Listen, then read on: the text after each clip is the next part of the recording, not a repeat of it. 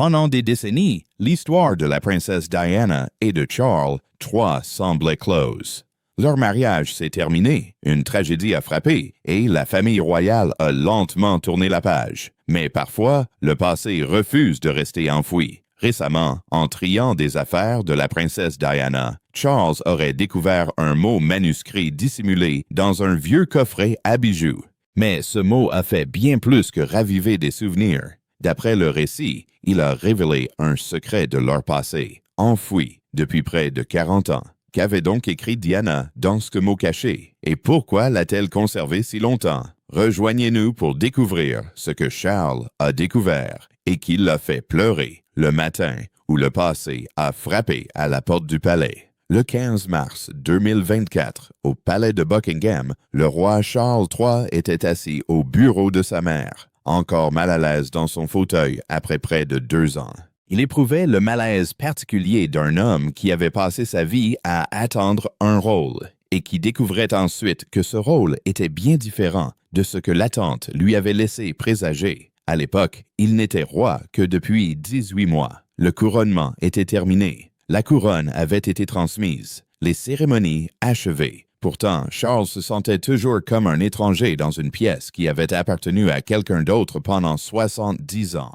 Et pourtant, les matins ordinaires, dans le bureau de sa mère, avec le courrier empilé sur le bureau et l'emploi du temps de la journée à consulter, il se sentait toujours comme un étranger dans une pièce qui n'appartenait pas à quelqu'un d'autre. Sir Clive Alderton entra discrètement, le courrier du matin soigneusement rangé sous le bras. Parmi la pile de lettres et de documents officiels, il y avait un petit paquet, enveloppé dans du papier bleu délavé, simple comme le sont les choses lorsqu'elles ont été conservées en lieu sûr pendant très longtemps. Sir Clive déposa le colis sur le bureau avec les autres correspondants et s'apprêtait à passer en revue l'agenda du matin lorsqu'il remarqua que le roi était devenu complètement immobile. Charles fixait l'écriture sur l'étiquette du colis. Son visage était devenu livide. Ses mains étaient figées. Il reconnut cette écriture comme on reconnaît celle de quelqu'un qui, autrefois, nous écrivait des lettres, à une époque où les lettres étaient le moyen privilégié pour entretenir l'amour malgré la distance. « Puis-je mettre ceci de côté, Votre Majesté ?»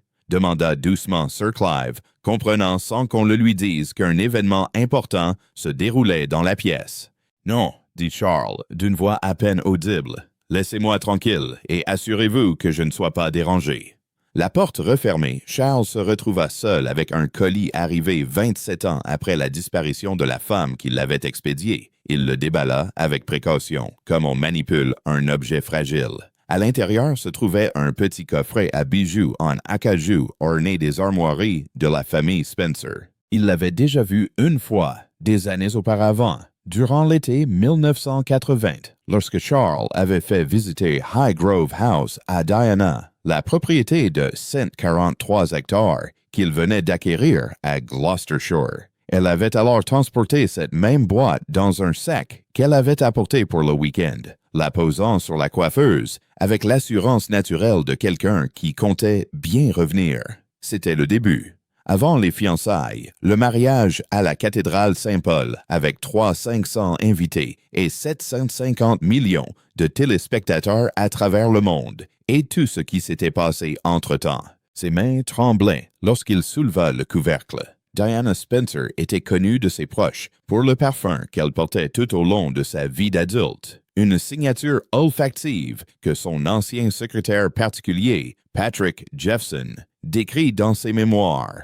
L'ombre d'une princesse. Patrick Jephson, secrétaire particulier et chef de cabinet de Diana, princesse de Galles, et auteur de l'ouvrage L'ombre d'une princesse, affirmait que ce parfum était si intimement lié à sa présence physique que tous ceux qui l'avaient connu pouvaient s'en souvenir instantanément et précisément.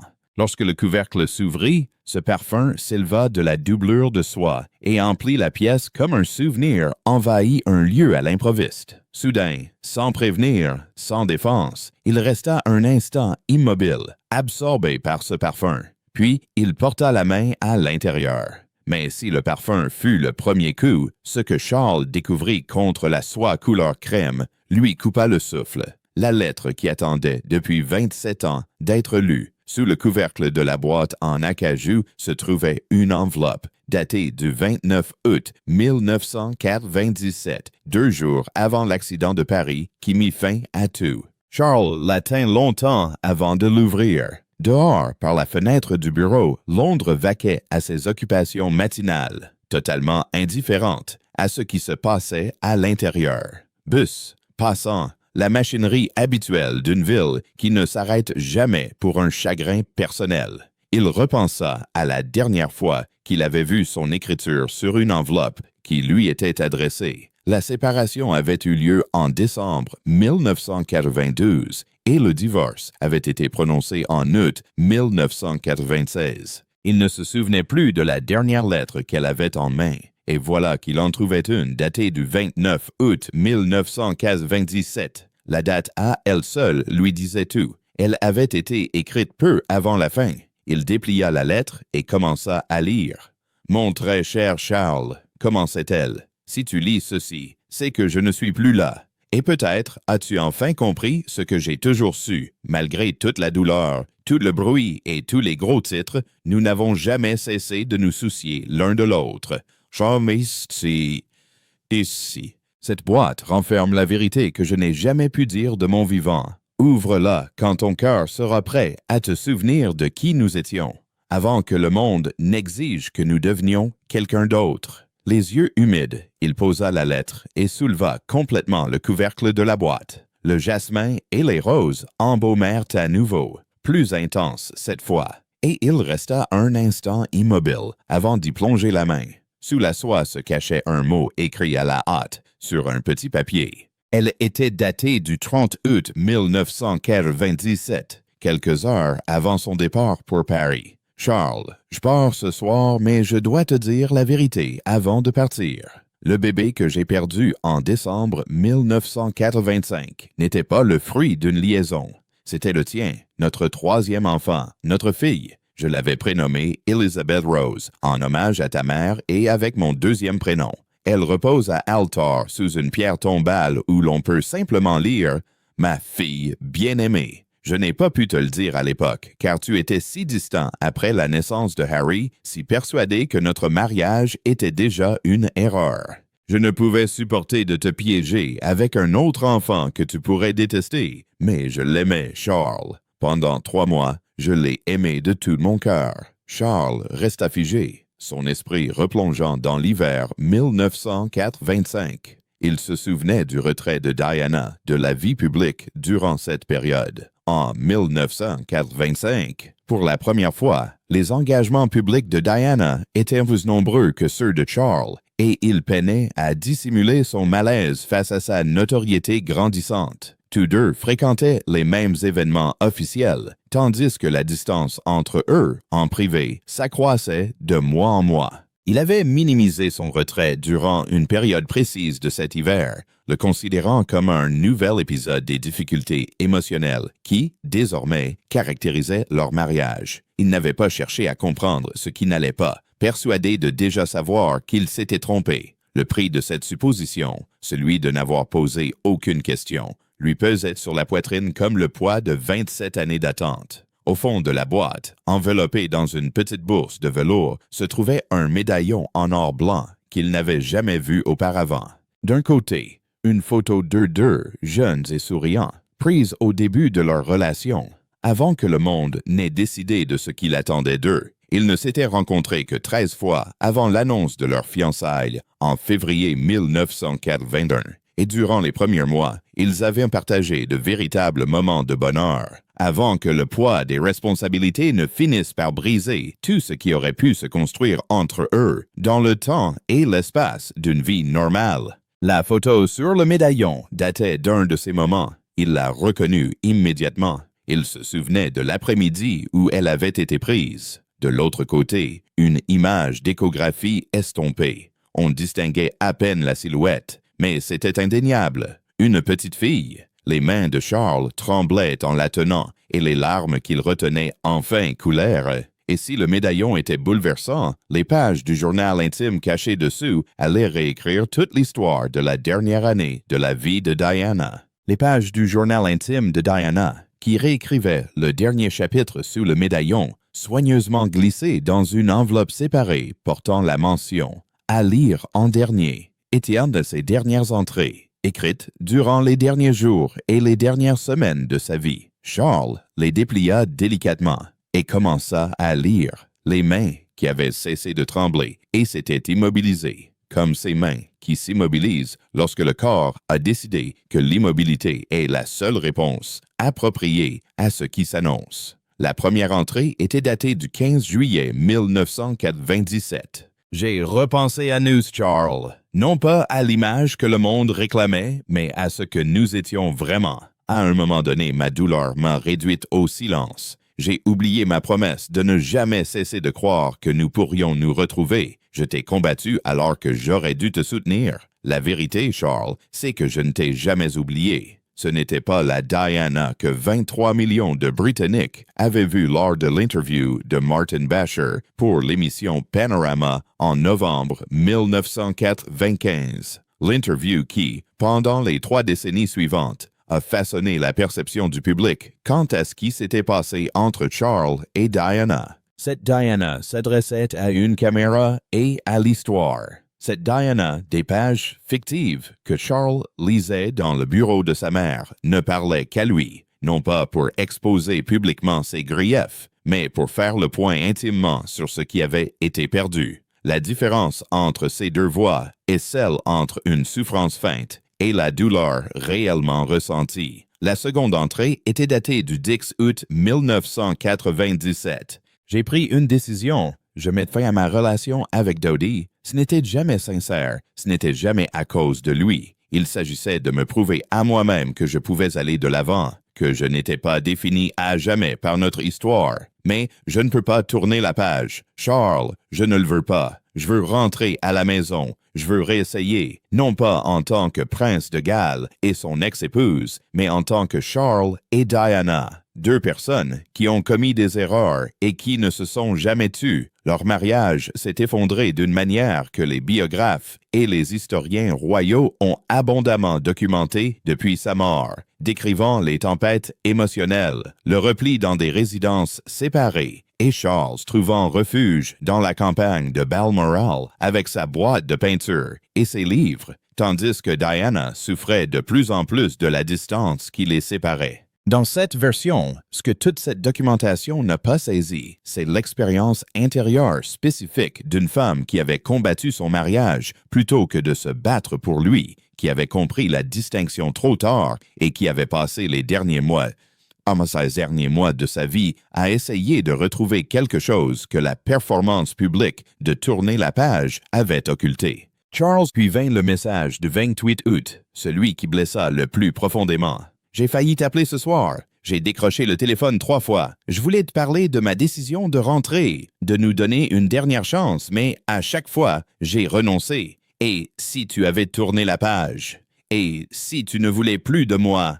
Et si l'homme que j'appelle n'est plus celui qui écrivait autrefois des lettres qu'il n'osait pas envoyer? » Charles cessa de lire. Jusqu'à cette nuit fatale d'août 1997, où le chauffeur de Diana tenta désespérément d'échapper aux photographes qui la traquaient. Mais pas ce matin-là, où les rues aux abords du palais étaient envahies par des millions de fleurs. Environ 15 zérotonnes d'hommages floraux s'étant accumulés devant les résidences royales durant la semaine de deuil national qui suivit sa mort, témoignant d'une douleur collective d'une ampleur inédite en Grande-Bretagne. La perte intime, la perte spécifique et irremplaçable de ce qui aurait pu être si 2 personnes avaient eu un peu moins peur au même instant. Il se souvenait de cette nuit à Balmoral, seul, fixant le téléphone, voulant l'appeler mais ne l'ayant pas fait. Elle avait fait la même chose à Paris. Puis le matin arriva et l'histoire s'acheva sans la fin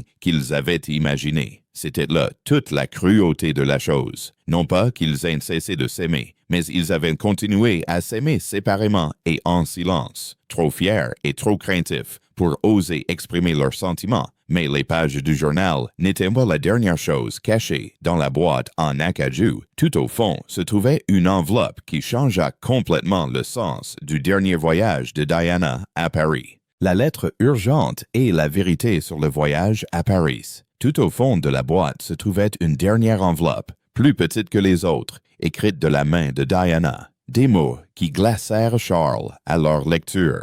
Urgence pour Charles seulement.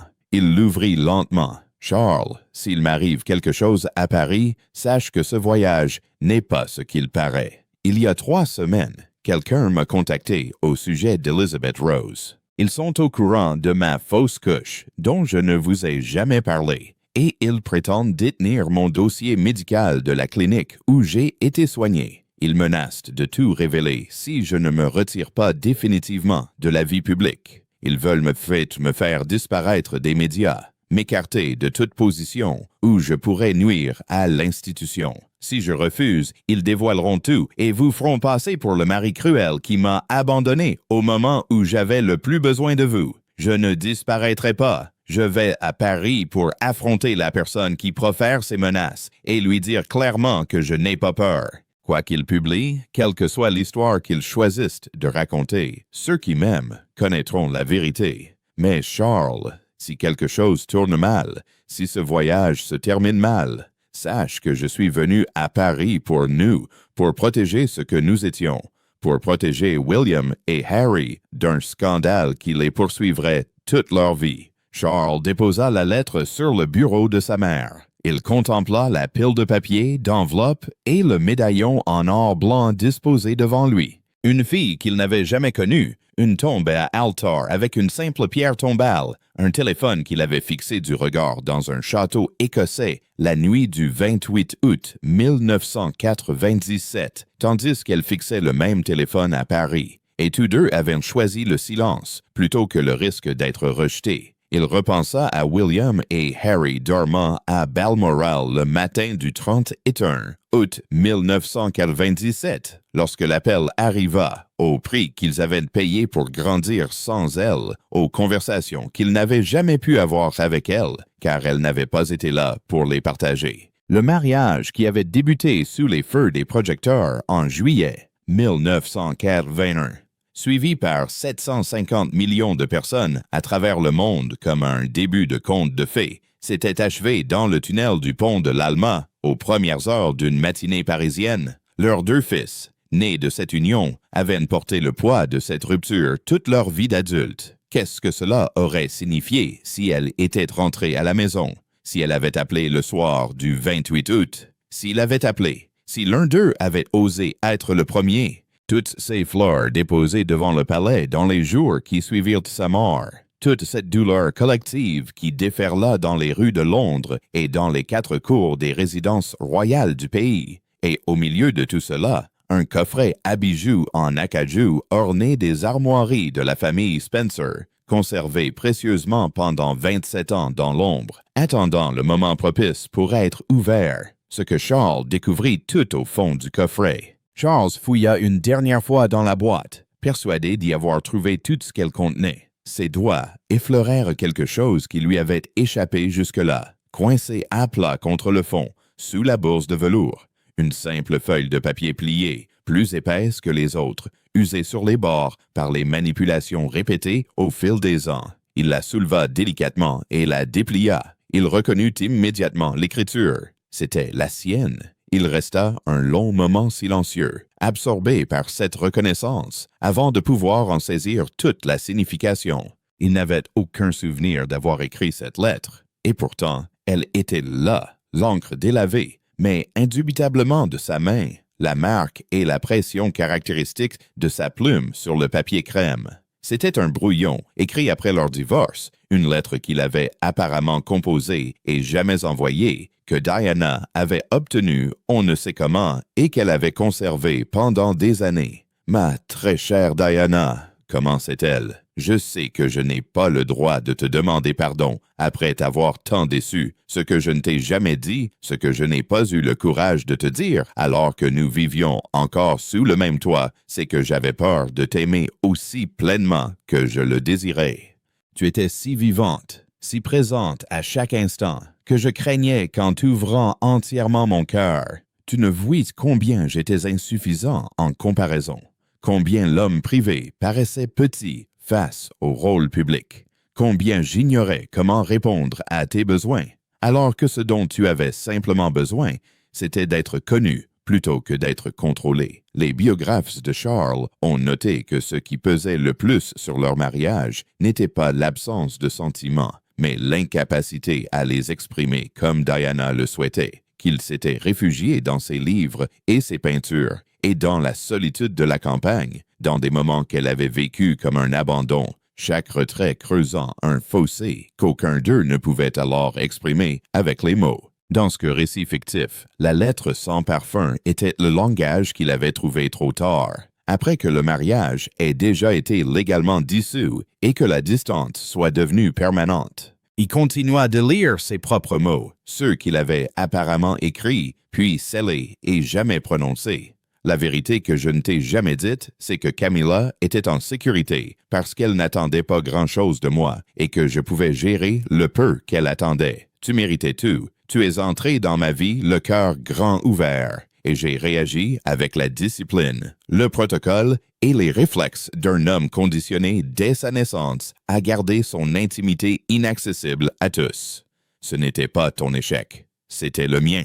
Elle était entièrement à moi. Au bas de la page, de nouveau sa propre écriture, une post-scriptum à moitié raturée, puis laissée telle quelle. Si jamais tu voulais réessayer, je consacrerais le reste de ma vie à apprendre à être le mari que tu méritais dès le départ. Je la consacrerais entièrement à te prouver que ce que tu m'as donné valait bien plus que ce que je n'ai su te montrer quand je l'avais entre les mains. Charles déposa la lettre sur les autres. Il ne savait pas comment Diana l'avait obtenue. Il n'essaya même pas. Certaines choses s'acceptent mieux qu'elles ne s'expliquent, et l'explication était hors de propos quant à ce que représentait cette lettre, l'histoire d'un homme et d'une femme qui, malgré des années de séparation, de procédures judiciaires, d'hostilité publique et de silence, avaient continué à tendre la main vers le même but, même lorsque leurs efforts étaient devenus invisibles aux yeux de tous, y compris aux leurs.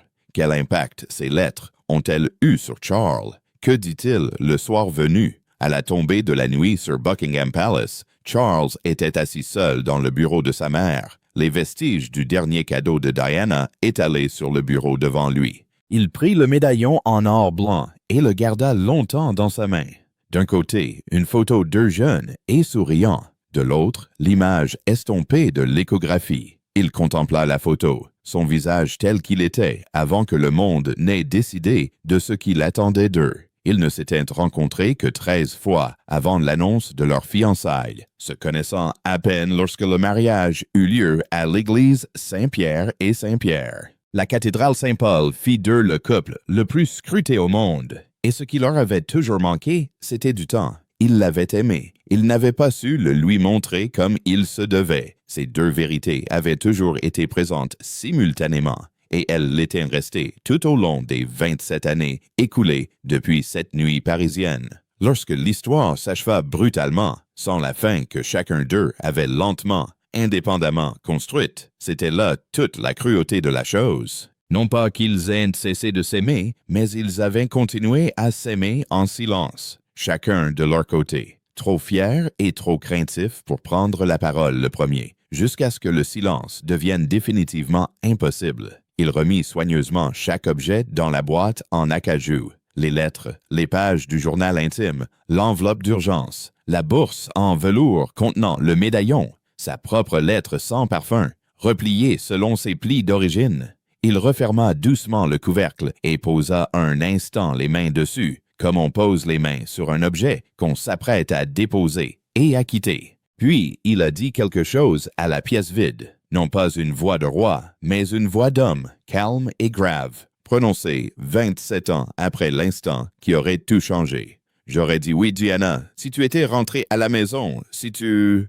Les mots ont quitté la pièce et se sont envolés vers ce silence si particulier qui suit la reconnaissance de l'irréversible, mais qu'il fallait pourtant dire à voix haute. Ne serait